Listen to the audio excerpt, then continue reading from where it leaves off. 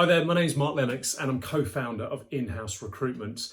And I wanted to record this video actually as part of a series of hopefully very valuable videos where I can share really what I'm hearing in the marketplace at the moment. And I'm in a very fortunate position where I speak to a lot of in-house recruiters and I find out how they're coping with things at the moment, what's happening in their world. And I also have a lot of conversations with suppliers in the industry, many of our partners. And again, we have conversations about what they're seeing and how they're approaching. And I just wanted to put some of those conversations into this video, which, like I said, hopefully it'll be of value. So let's start with the in-house recruiters. So the in-house recruiters at the moment are not, contrary to popular belief, they're not down tools, not doing any recruitment whatsoever. It's just segments of the market, different sectors, and obviously, the travel industry and leisure and bars, pubs, that sort of thing, of course, have been hit extremely hard, as many other parts have. However, the healthcare, supermarkets, governmental organisations are probably busier now than they've ever been before, and they are hiring like crazy. So needless to say, a big shift has gone into service and supply. Certainly, technological help, employer branding, advertising jobs, and many others into those sectors. So we've seen this real big sort of shift into these areas to really support these in-house recruiters who are very, very busy indeed. And so it's great that there's obviously movement out in the marketplace. And we've seen a lot of people change their careers as well and move into other areas. So effectively, they've sort of swum with the tide. So it is a busy area. It's not to say that it's completely, non-existent and no recruitment. There are lots and lots of things that are happening. And in-house recruiters are telling us that they are actually utilising some of this time. These are the ones that perhaps aren't quite so busy with their hiring. They're utilising this time to have a look at their tech stack, to look at their technology at the moment, to see what fits. They are having conversations with suppliers and vendors in the marketplace, and they're using a lot of this time to really get their ducks in a row and get ready for when things do get busy. Because the typical day-to-day job for an in-house recruiter is clearly not just recruitment. There's many other areas that they're involved with, and now we've seen a lot of reaching out. They're going onto our supplier directory, for example, and they're seeing who's doing what. They're re-engaging with contacts. Perhaps if you as partners and vendors in the industry have been going out to speak to them, then they are getting back in touch and then talking about what it is that you might be able to help them with. So there's definitely movement, and I think that's a really important thing, because then when it comes down to vendors in the industry at the moment, you guys are having a really sort of tough time of it in certain areas, and of course you would do, because I think come March, obviously everything just fell off a cliff, and now we're rebuilding those conversations.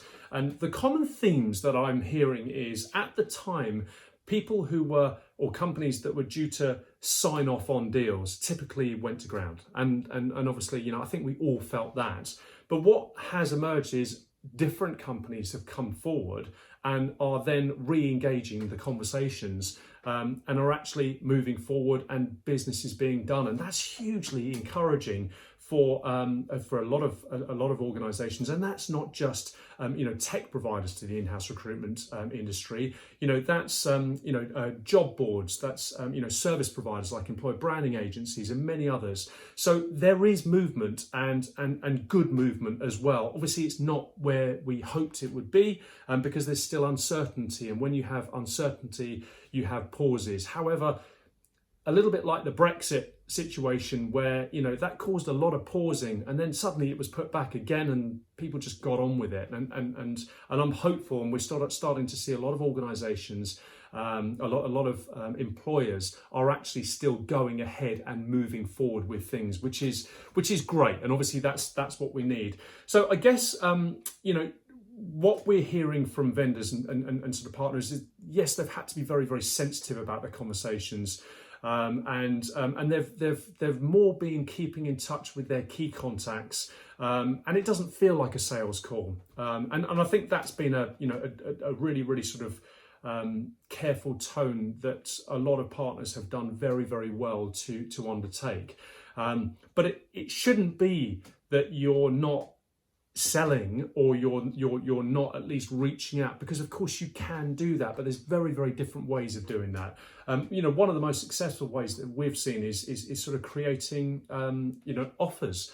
And offers to help as well. And these might be sort of trials of your systems, your platforms, or it might be content, or it might be offering your time. There's lots of those very important and helpful and valuable resources that you can put out there. And many of those actually on our supplier directory have actually been listed on there, which we've made it free for the time being for you guys to basically sort of put some of your offers as our way of supporting you.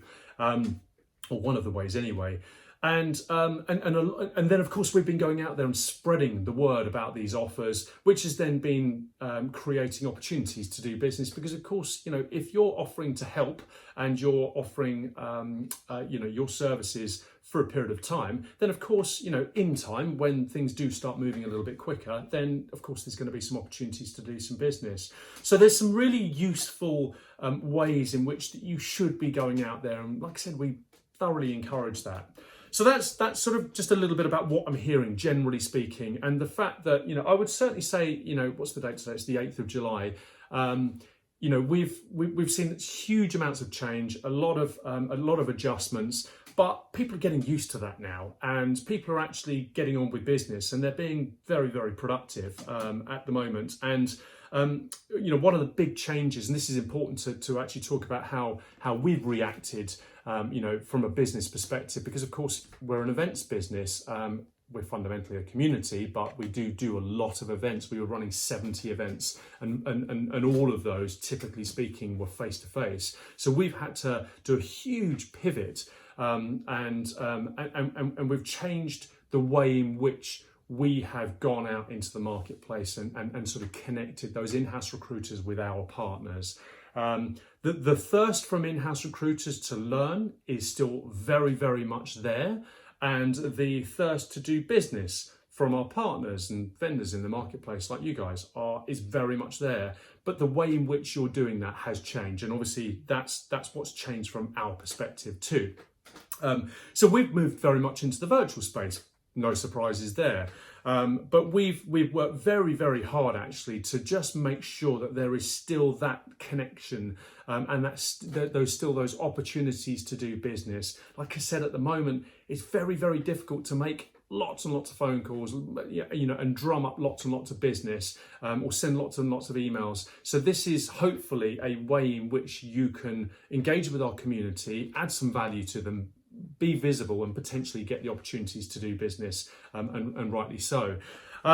So there is some big news, and the big news for us is that we looked at In-house Recruitment Live London, which takes place on the 15th of September. And the long and the short of it is, we don't want to deliver an event that isn't going to be what you had hoped it would be. We can't deliver an event where you're meant to have 1,000 people there and everyone is social distancing and you have 200 or 300. It's just not the same event. So what we've decided to do is to postpone that event. And that event is going to literally be shifted from September 2020, in literally 7 or 8 weeks' time, to September 2021. It's literally going to be put back 1 year, where we know, fingers crossed and touch wood, that will be a better, safer time to be able to put on an event of that kind of magnitude.